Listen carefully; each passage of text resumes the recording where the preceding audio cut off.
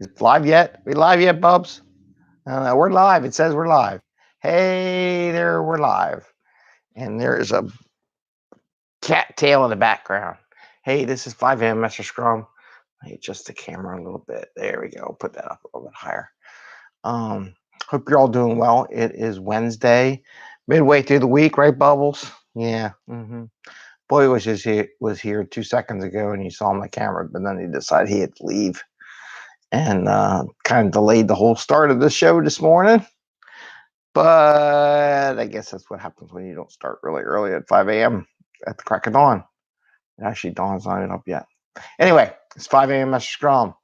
I'm Greg Mester, Scrum Master and Agile Coach, and here we talk about Agile and Scrum in practical, tactical terms for helping you out and hopefully get your work done so you can go home to your family and friends, have some fun.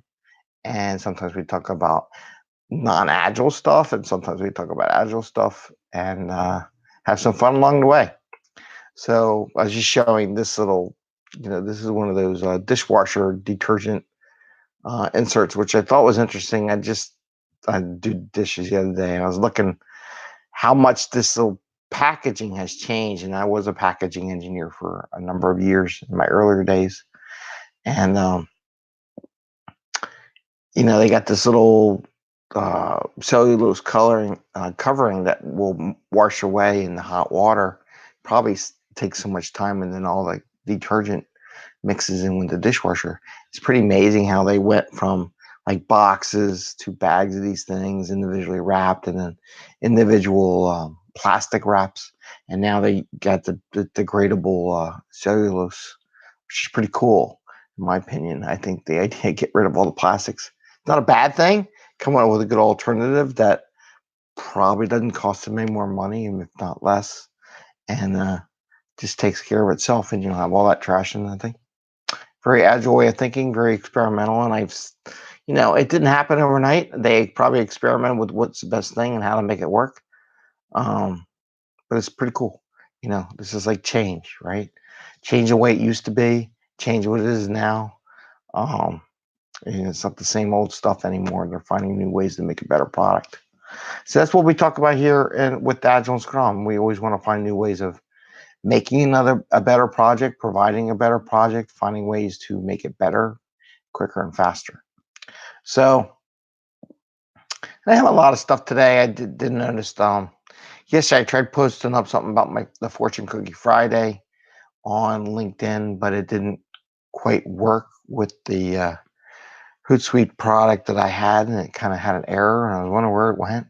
Went on Facebook, went on YouTube, just didn't go on LinkedIn yesterday. So I posted it just earlier today.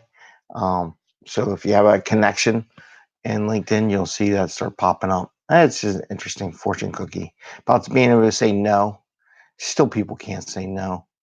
Every day, it's one of the biggest battles, right? So anyway, the topic for today.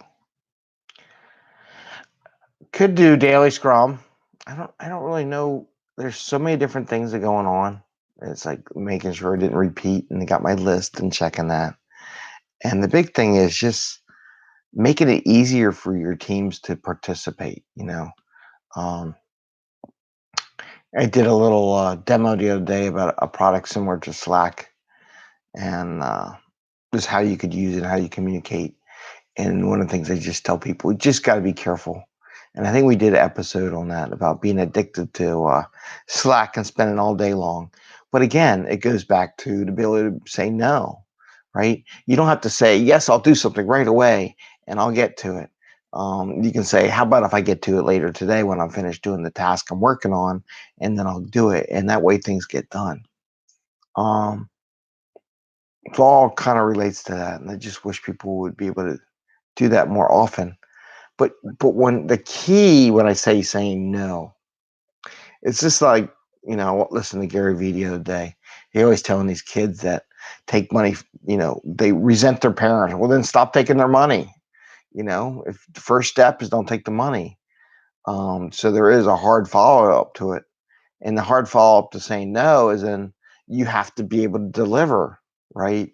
When you say no because you're busy, they want to believe you're busy, and that you have a reputation of delivering on in a timely manner and what you commit.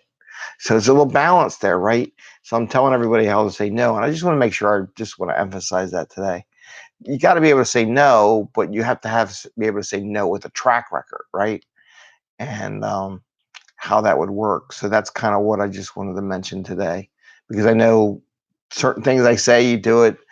Maybe I don't always. I got to give you that extra thing. Is like, yeah, you can say no, but make sure you're meeting your commitments, so that when you say no, they believe you. Say, okay, I know you're busy, and I trust you, and you'll get a next sprint, and we'll be good to go, and we'll go from there. Um, but I just wanted to make sure everybody understands that it's just not a question of just saying no to people, but no, and when can you do it, right?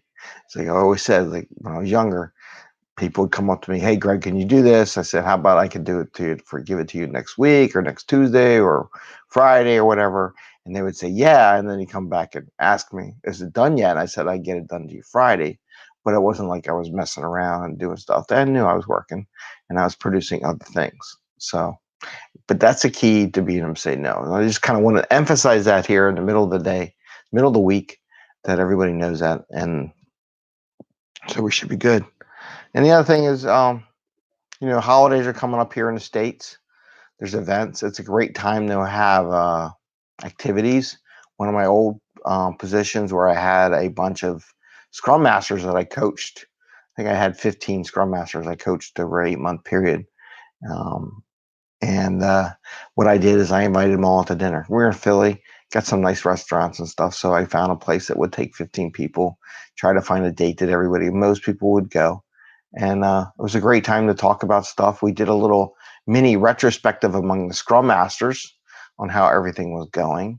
So it was work related. So one of the keys about having these little outings with your coworkers is you make them maybe a retrospective.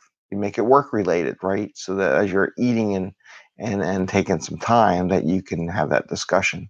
So as an Agile coach, really want to recommend that if you have a bunch of coachees and you're coaching a team, you got a bunch of Scrum Masters that you did. I mean, you're not going to be able to take out the entire team to lunch. I'm not saying that at all. But if you have the Scrum Masters that you predominantly are the ones that are coaching, um, and I also did it with product owners too. I did it with Scrum Masters and invited my product owners because we were kind of co-located.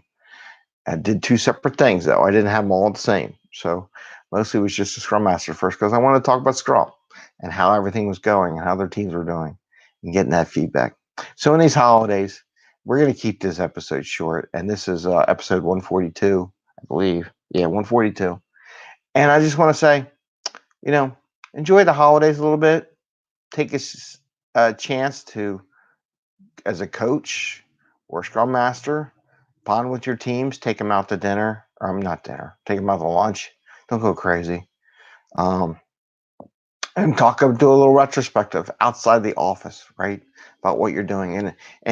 As a coach with your Scrum Masters, yeah, we're not a team, but we work together. And it's good to have that conversation and just to get out and just talk about what we do, which is different from what other people do in the organization. Um, and I know here in the Philly, and I think I mentioned it before a long time ago, since the holidays, one of the things we used to do, I had one team, real small team, and we would do a retrospectives. We would go out and find a new little restaurant and try some desserts or something, maybe once a month. We had like every 2-week iterations. Didn't do a retrospective in the restaurants every iteration, but every couple of iterations we went out to lunch and we did a retrospective there. We talked about how the week went, when it was, and my job as Scrum Master at the time was just to make sure I brought that back as we get back to the office. And someone's got to work, right? So anyway, I want to leave it at that. It's 9:18 into the show. Make it a short, brief show for a Wednesday. And you know what? I just want to wish you all a happy day, happy scrumming, and may all your plans and holiday plans go well. And we find ways to get you home to family and friends so you can enjoy these holidays, right? And if you are stuck in the office, it's a great time to clean up that backlog. Anyway, all right. Now just think about this: the change this in the past couple of years that they've gone from a plastic coating to this material that just dissolves in the water. It's pretty cool. Anyway, thumbs up. Take care. Have a happy day. Ring the little bell. Let us know what you want to do, what you're going on. And I did put up that fortune cookie episode, which I thought was pretty interesting, how all those things led to no. And then the fortune cookie. And the genius to all those pains is the ability to be able to figure out where to say no so you're not getting hurt all the time. That's the genius, right? All right. Take care, y'all. Have a great day. Enjoy your day. Bye.